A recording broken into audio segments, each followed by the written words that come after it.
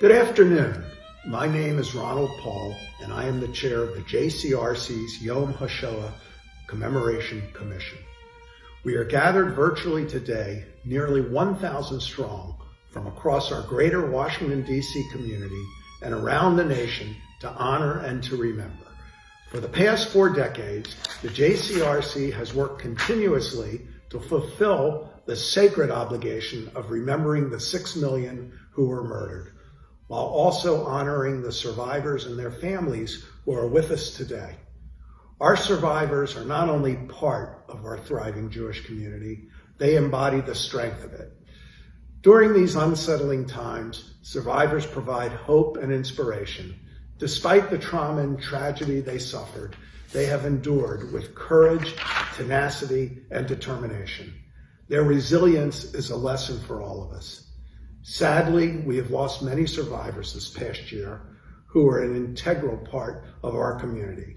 I would like to take a moment to lift up the memory of our own JCRC board member and Yom HaShoah Commission member, Anita Epstein, who contributed so much to our agency's Holocaust education work during her lifetime, including sharing her own Shoah experiences with hundreds of students throughout our region. Anita was a longtime lobbyist, a devoted mother of 2 daughters, and a grandmother of 5. We are deeply grateful to Anita's husband of 55 years, Noel, for generously underwriting a significant part of this year's virtual commemoration in her memory. May her memory be a blessing. Even in the midst of a worldwide crisis that has brought much of normal life to a halt, our obligation to observe the Jewish festivals and Memorial Days is a constant. I would like to thank our entire JCRC staff, especially Deborah Miller, for pivoting so quickly to find a way for us to come together, despite the physical distance that by necessity separates us now. Although many of you are watching alone in your homes, we hope our virtual commemoration allows you to feel connected to our larger community. I'm now pleased to introduce Senior Rabbi Stuart Weinblatt of Congregation B'nai Tzedek in Potomac, Maryland.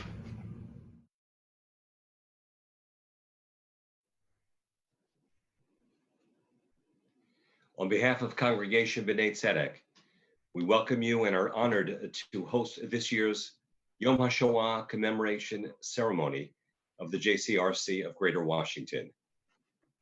To the close to 2,000 people who are watching, we welcome you.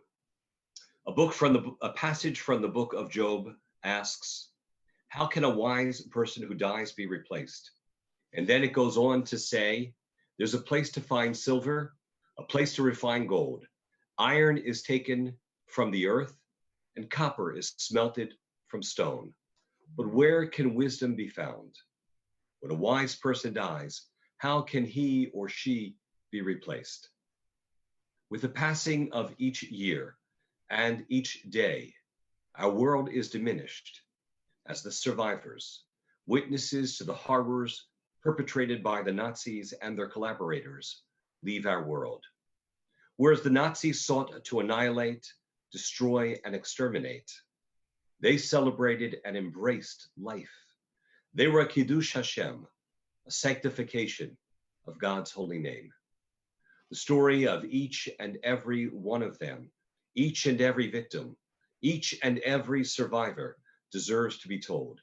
Each story is unique. Each story needs to be heard. They testify to what can happen when the world is deaf to the dangers of anti-Semitism. They remind us of what happens when anti-Semitism penetrates and permeates society, when prejudice is not relegated to the fringe, but becomes a force that disseminates hatred and instills unbridled fear. Today we perform a mitzvah, the important mitzvah of the command to remember, lizkor. The word zachor appears countless times throughout the Torah. This is a part of the imperative of what it means to be a Jew, to remember where we have been and where we come from, so we will know who we are, and then to transmit that message to those who come after us. That is what we do today. As we sat at our Passover tables a little more than a week ago, we recited the immortal words that each and every one of us is obligated to feel as though we ourselves were slaves in Egypt, and that each of us came out of Egypt. Similarly, we need to internalize and identify the story of what happened during the Holocaust, because that story is part of what it means to be a Jew today. And that story is our story. As I once heard Ambassador Salai Meridor say, each of us should feel as though we came out of Auschwitz. For as Elie Wiesel taught, although not every victim was a Jew, every Jew was a victim. When I studied many years ago with the late scholar of the Holocaust, Professor Emil Fackenheim, he taught that in addition to the traditional 613 mitzvot, there is one more. There is a 614th commandment. Thou shalt not give Hitler a posthumous victory. Let us deny Hitler that victory, the victory he so desperately pursued, but did not and was not able to achieve, to extinguish the light of Judaism and to wipe out the Jewish people. As Job proclaimed, there is that which cannot be replaced. While we cannot replace the beloved survivors who leave us, nor the 6 million of our brothers and sisters who have been taken from us, we can honor and sanctify their memory. Let us honor those precious souls who perished during the Shoah by dedicating ourselves to remembering and committing to preserve and perpetuate the precious heritage the perpetrators of the Holocaust sought to diminish. Let us live our lives as proud Jews. Am Yisrael Chai.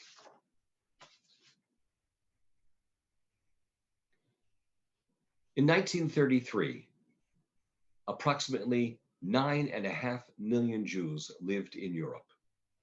A little more than 10 years later, the majority of those Jews, 2 out of every 3, had been murdered. Today, as we mourn on Yom HaShoah those who died, let us also pause to remember the vibrancy of Jewish life that existed for centuries prior to that tragedy. A community that was diverse in religious practice, in their occupations, and who were integrated into society, and that was wiped out. Here are some rare, intimate glimpses into that rich life.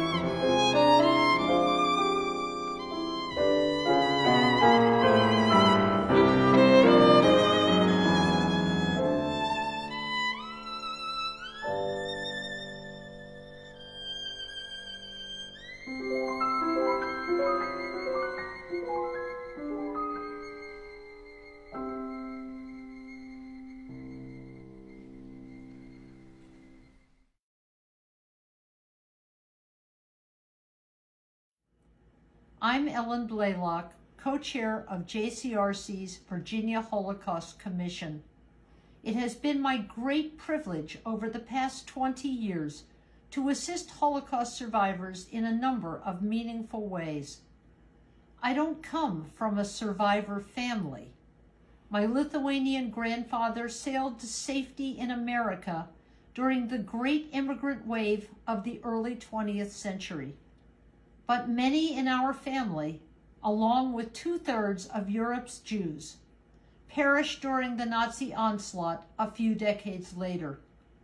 There are broken threads in my family tapestry, as there are in so many of yours. When World War II ended in 1945 and the full measure of destruction was revealed, we vowed never again. Never again to anti-Semitism, never again to genocide, never again to targeting victims based simply on who they were. Our best teachers of courage, resilience, and hope, those who had survived the Nazi campaign of terror, bore witness about their wartime experiences. They grieved a past that cannot be changed, while they implored us to write a different history going forward. But in 2020, 75 years after the war, and still within the lifetime of now elderly Holocaust survivors, we see swastikas defacing schools and synagogues, hate speech and extremist activity, not in Nazi Germany, but right here in Rockville and Northern Virginia. When the Jews of Europe were under assault from Nazi tyranny, they cried out to the world for help, but the world largely turned away. Humanity is once again being called to respond. Now we know the tragic cost of indifference. As Yom HaShoah brings our community together for Holocaust remembrance, we, the successor generations, are transformed into witnesses to the eyewitnesses. Jewish tradition commands us to diligently teach our children. We know that the survivors are depending on us to become their voice when they fall silent. We know that we will need to continue to stand up for justice when they no longer can. We must take sides, said renowned Holocaust survivor and Nobel Peace Prize winner Elie Wiesel. Neutrality helps the oppressor, never the victim. Silence encourages the tormentor, never the tormented. Today, we kindle candles of memory as we recall the 6 million and more who were so violently torn from their destiny. We bring light to darkness, the darkness that was, and the darkness that persists wherever hatred threatens us. With this sacred light, we link the generations in a holy covenant of renewal, looking back to the past for lessons of meaning and purpose that we must model for those who will follow us. Just as pillars of fire signified the divine presence to the ancient Israelites after God had redeemed them from their Egyptian oppressors, so do we trust that these flames will inspire and guide our way toward redemption from the oppression that we face in our own time. Yom HaShoah, today we answer the call. With courage and faith, sorrow and hope, we pause to remember and mourn, even as we recommit to our ongoing, never-ending pursuit of dignity and peace for all.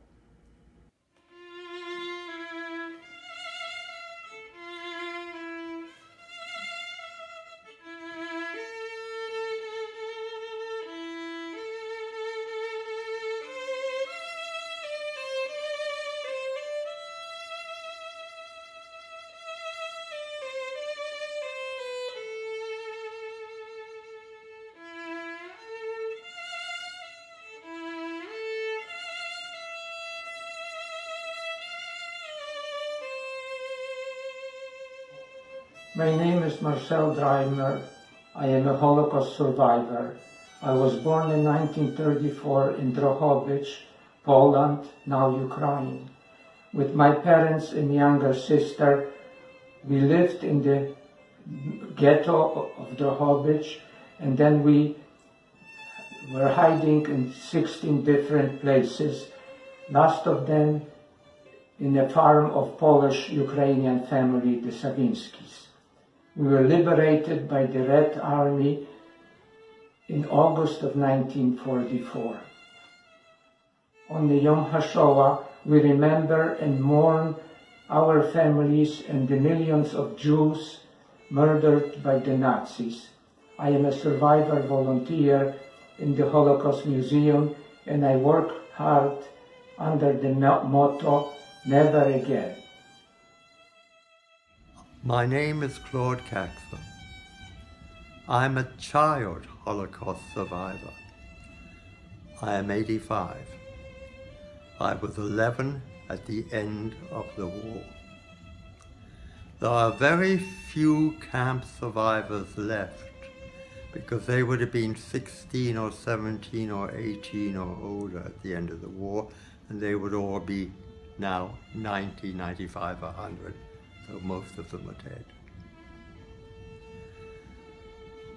My story is simple. I was born in Paris in 1934.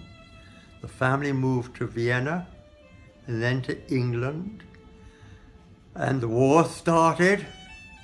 And in 1940, Hitler's preparations to invade England were very, very obvious and strong. So my mother, with great, great love, sent me away from herself to America by myself to the care of a 51-year-old distant relative. He was forced to put me into a small boarding school. At the end of the war, fortunately, England had not been invaded. I went back to England and to my family.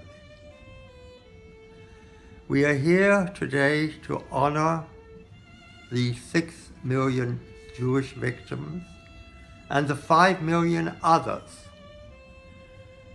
and to honor the survivors, of whom I've said there are very, very few, and the camp liberators, the three armies, the Russians, the Americans, the English, that liberated the camps.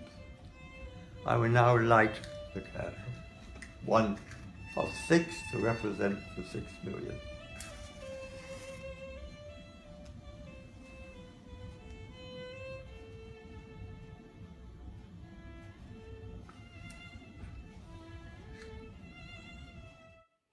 My name is Leanne Aaron, and I light this candle in memory of my father, Alfred Rode. He was a child of the Kindertransport, and at the age of 10, he left Vienna and arrived alone in London. He stayed in London until the Germans bombed the city, and all of the children were evacuated to the English countryside. He and his mother, who later had arrived in London, eventually immigrated to the US. His father, who was not able to make it to England, left Europe on a ship headed for Palestine. After a harrowing trip, he and his fellow passengers swam ashore and were immediately arrested and imprisoned by the British. My grandfather, Aaron Rothkirch, remained in Palestine for 6 years. Luckily, and unlike so many others, my father and his parents were reunited in America 7 years after they had said goodbye in Vienna. My father spoke often and to anyone who asked about his experience. He was proud to be Jewish, he loved the United States, and he loved Israel. He was extremely proud of his service in the Air Force, in Thule, Greenland, and then as a civilian working for the Chief of Naval Operations in the Pentagon. Later, in private industry, he continued his work for the Navy and was ultimately responsible for the purchase of the 2 naval hospital ships, the Comfort and the Mercy. Perhaps his proudest achievement were his 7 grandchildren, who he joyfully watched grow up and counted like jewels in his crown. Never forget. Never shall I forget these things, even if I am consigned to live as long as God himself. Never. Elie Wiesel. My name is Judith Vogel. I was born in Hungary to two parents who survived multiple Nazi death camps. I light this candle today in memory of my father, Harav Hershvi Vogel, and my mother, Ilona Goldstein Vogel. My father is from SIEGEL in the Carpatho-Ukraine region, the same town as Elie Wiesel. We are related. My father received his rabbinic ordination from the Munkat Yeshiva and went on to become a prominent Talmudic scholar in the Hasidic world. My father was taken first to Resenstadt, one stop on this hellish journey. His first wife and two small sons were deported later to Auschwitz, where they were all gassed. Of the entire family, only one brother and one nephew made it out. My mother is from Valmosperch near Debrecen in Hungary proper. She was deported to Auschwitz. My Anyuka was on the Auschwitz death march when the Red Army liberated her. Of her parents and 6 siblings, only she and the younger twins survived. My family and I escaped Hungary into Austria during the Fadadalom, Hungarian Revolution, where HIAS eventually resettled us in the U.S. I grew up in a Yiddish-speaking home.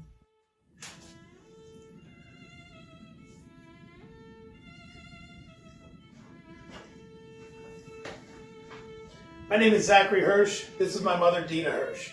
Both of my mother's parents survived the Holocaust as members of the Jewish resistance in what is now Belarus. My mother's mother, Zelda, for whom I am named, died many years before I was born. My mother's father, Litman Litto Popop, was a very strong presence in my life. I could listen to him speak for hours on his experiences during the war. His words, which he shared with many schools, religious organizations, and other groups, gave me such a greater appreciation for the messages we still need to learn from the Holocaust. It makes the annual Yom HaShoah commemoration deeply meaningful to all of our family. I also remember Pop-Pop for his humor, intelligence, and love of people, above all for his family. The picture in front of us has Pop-Pop sitting in the middle of the front row, surrounded by his family. Zachor.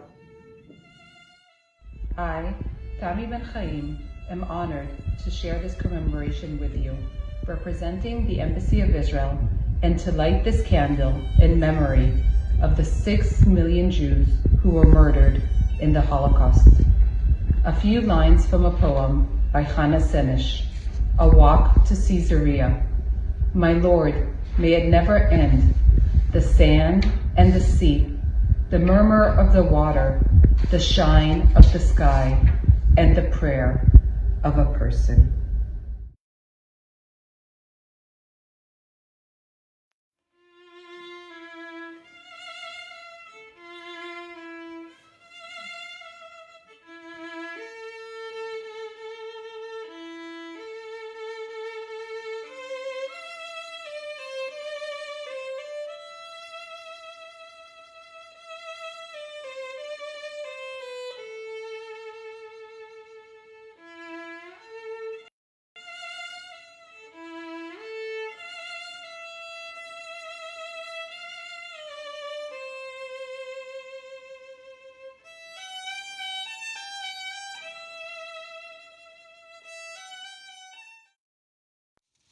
I'm Dora KLAYMAN.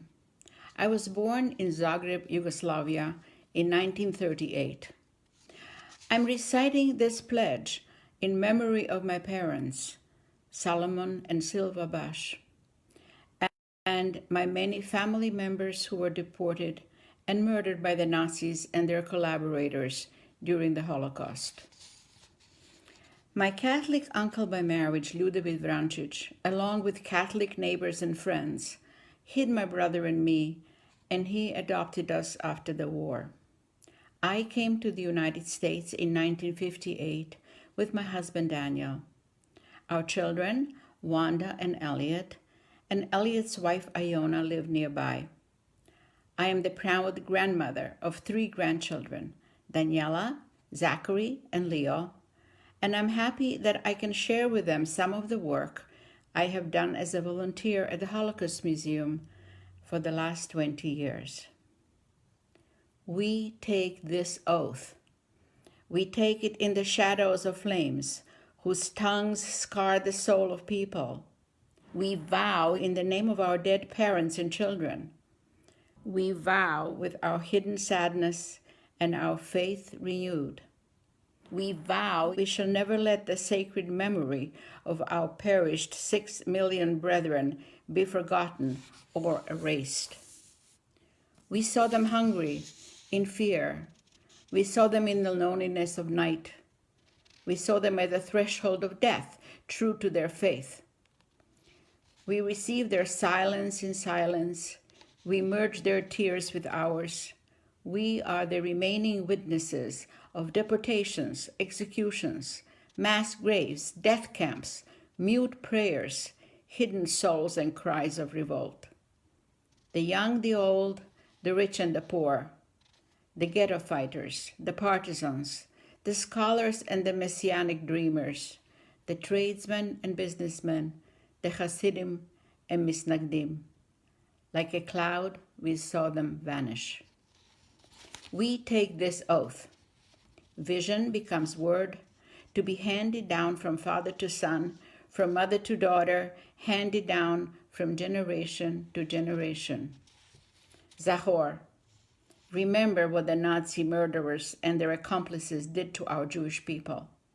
Remember them with rage and contempt. Remember what an indifferent world did to us and to itself. We also must remember the good deeds of the righteous Gentiles. In 1981, we took this oath in Israel near the Kotel.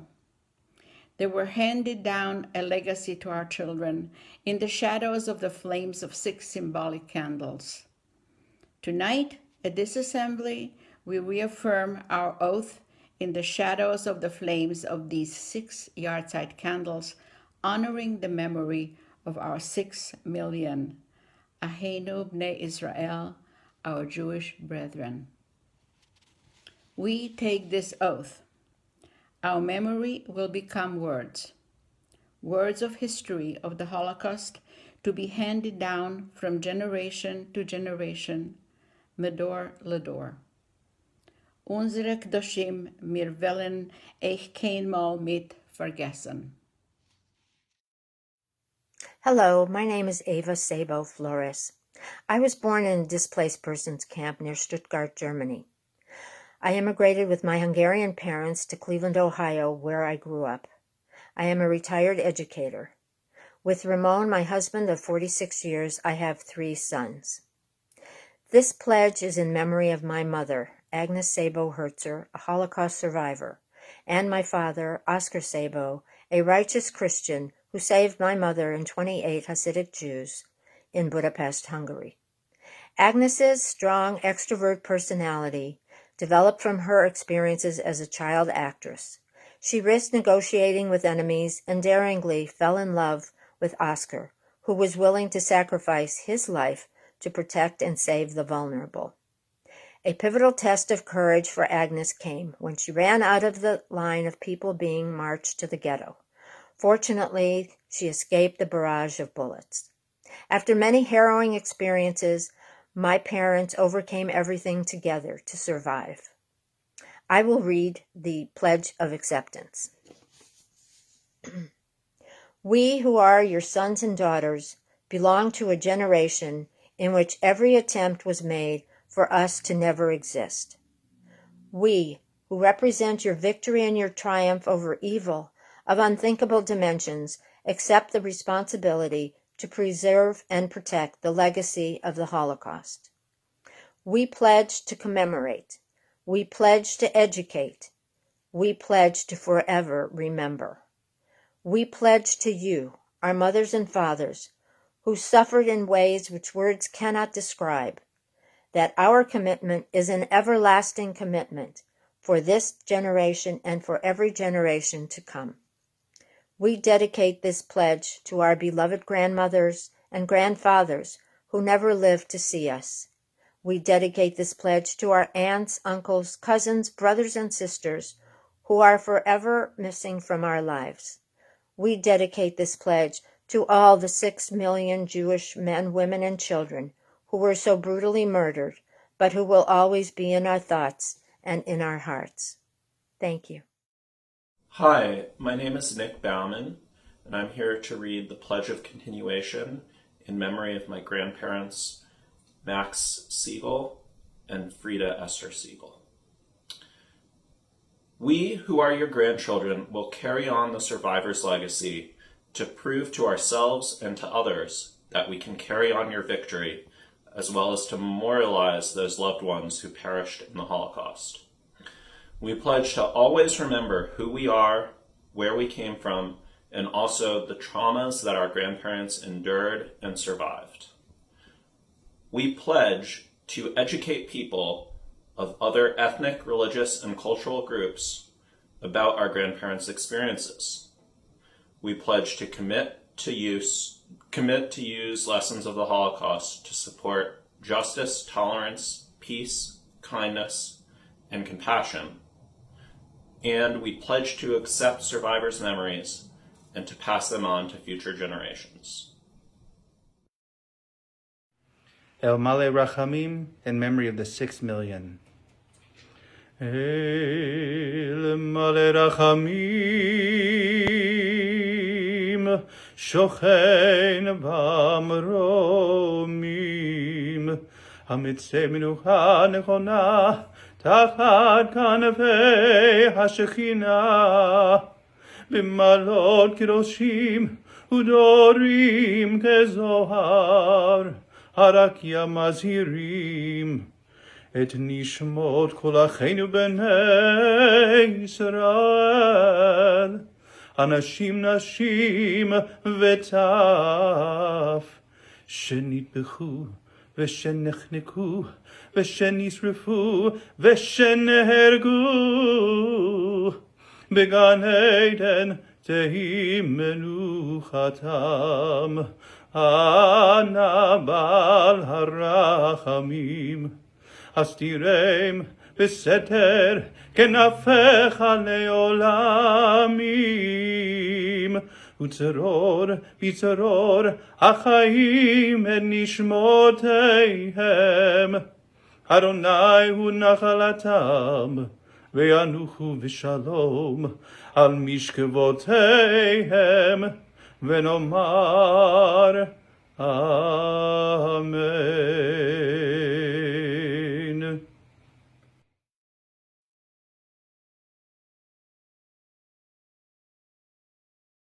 It's an honor to be with you on this Yom HaShoah commemoration. My name is LAWRENCE-ISRAＥLS. I was born in 1942 in Haarlem, the Netherlands, when our country was occupied by Nazi Germany already for 2 years. I was given the name Louise Israels, but I did not know my name till I was almost 3 years old when we were liberated.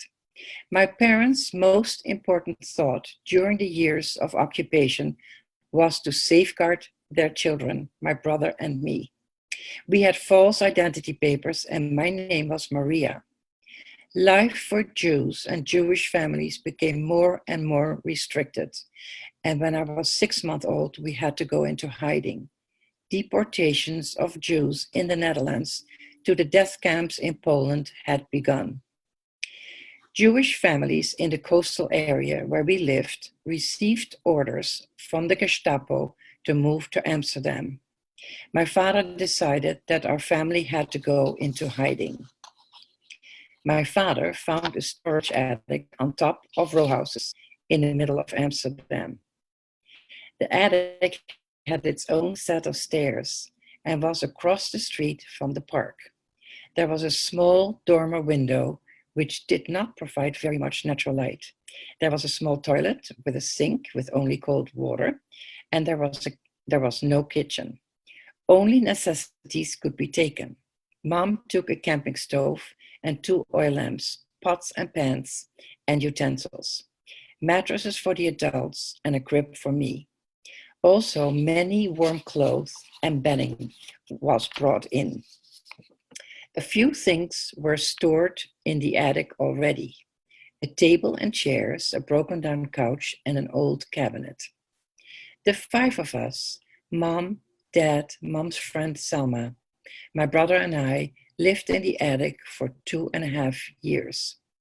Only my dad left the attic after dark when we needed food or medicine. Sometimes he brought back news, as we did not have a radio or access to newspapers. He was able to make contacts with friends who had joined the resistance. He bartered for food since there was no income. My parents never talked about the outside world with us or about their worries and our relatives. They did not want us to feel that we were missing something. They kept us busy with a form of homeschooling, and we loved it. We thought that our life was normal. Often being hungry and cold was normal. We never talked about religion or celebrated the holidays. That would have been too dangerous. I remember my 2nd birthday because I received a special gift from my brother. He had been allowed to take his favorite toy with him when we went into hiding, a wooden pull horse. I was allowed to look at it, not touch it. I was so happy when I unwrapped it, till my brother said that I could only have it for the day. The last winter before we were liberated was called the Hunger Winter. It was unusually cold and there was even less food. This was true not just for my family, but for all the Dutch people in the northern part of Holland that was still occupied. After we were liberated in May 1945 by the Canadian Army, my parents waited a few days to take us outside. They wanted to be sure that it was safe for us. They tried to explain changes, and I became Louise. My brother and I were so scared, and we could not stop crying. We did not like it outside. It was not the world we knew. The 2nd time outside, we were still crying, and some nice-looking young men in uniform approached us. We had no idea what they were saying to us. We did not speak English. They were Canadians. They smiled and they gave us Hershey bars. You never forget the first time you taste chocolate. The next morning when we woke up, my brother screamed that he wanted to go outside again. He wanted more chocolate. My parents never forgot their fears. They brought us up to always be cautious and to look over our shoulders. But they never wanted to talk about the war years and about all our relatives that were murdered. They did not want to burden their children with their grief. I had 3 more siblings after the war. Earning a living and educating their children was most important for my parents. I met Sidney, my American husband, when he was a medical student in Amsterdam. Sidney and I moved to the US in 1967. After Sidney retired from the Army, we settled in Maryland. The history of the Holocaust must be taught, and Holocaust memory must be secured. Hatred caused 6 million Jews to be murdered, of which 1.5 million were innocent children. People let this happen by not standing up to hatred. We cannot let this happen again. The world must always remember what happens when any society is driven by hate and anti-Semitism. Today, I'm one of many Holocaust survivors who volunteer at the United States Holocaust Memorial Museum. We share our history so that our children's and grandchildren's futures will not be like our past. My parents kept their children safe. We need to keep each other safe today in this time of coronavirus. A few weeks or even a few months staying away from the kind of life that we are accustomed to is not such a hardship. We know that this virus will pass.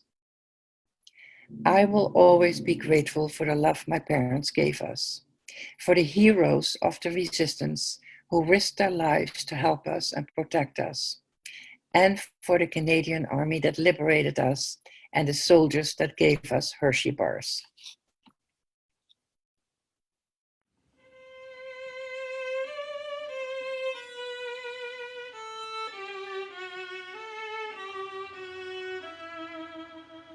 Eli,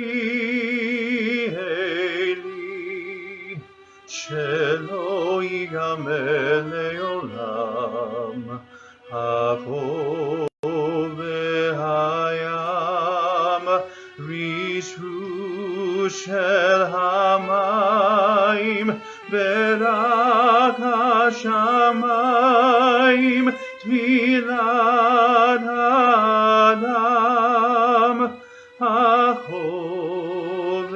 Hayam, Rishu shel hamayim, berak hashamayim, tfilat adam. O Lord, my God, I pray that these days never end. The sand and the sea, the rush of the waters, the crash of the heavens, the prayer of man, the sand and the sea, the rush of the waters, the crash of the heavens, the prayer of man.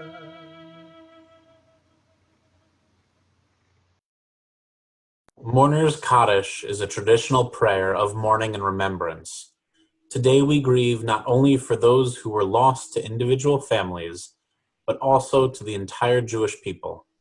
We stand for a communal Kaddish, reciting a fraction of the names of the ghettos and killing centers where our loved ones were murdered.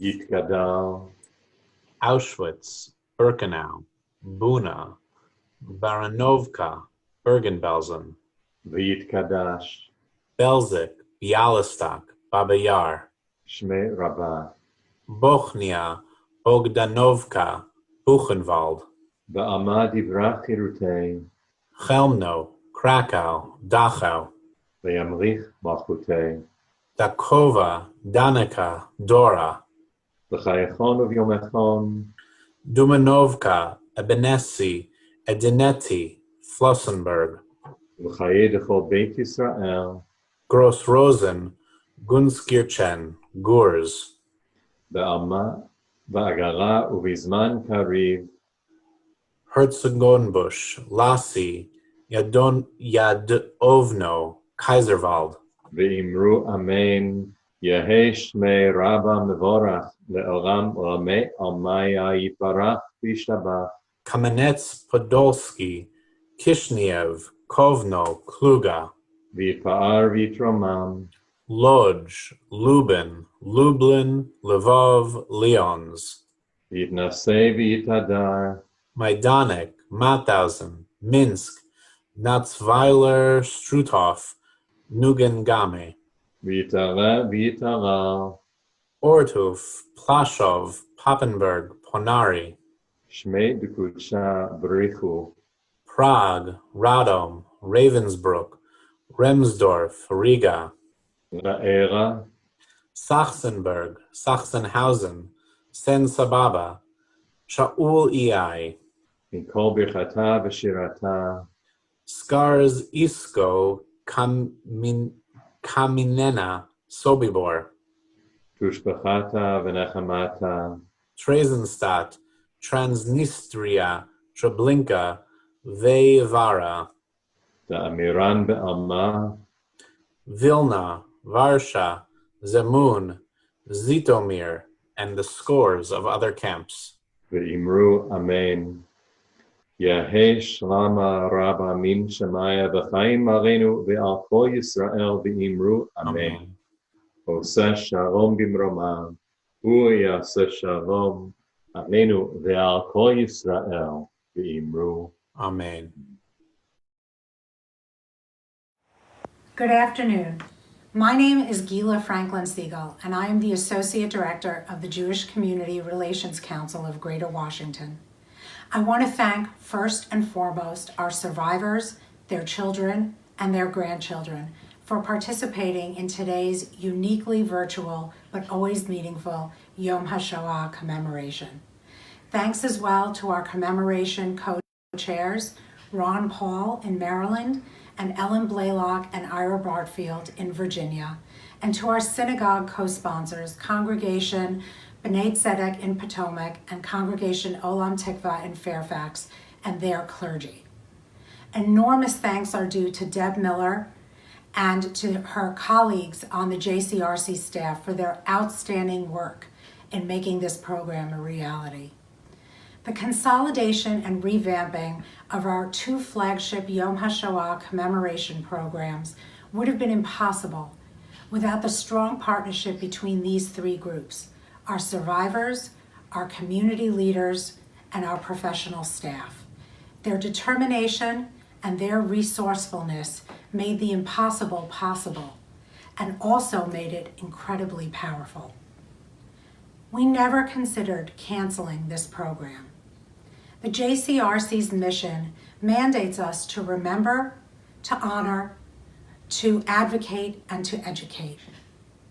It is a sacred mission that we fulfill not only today, but every day of the year.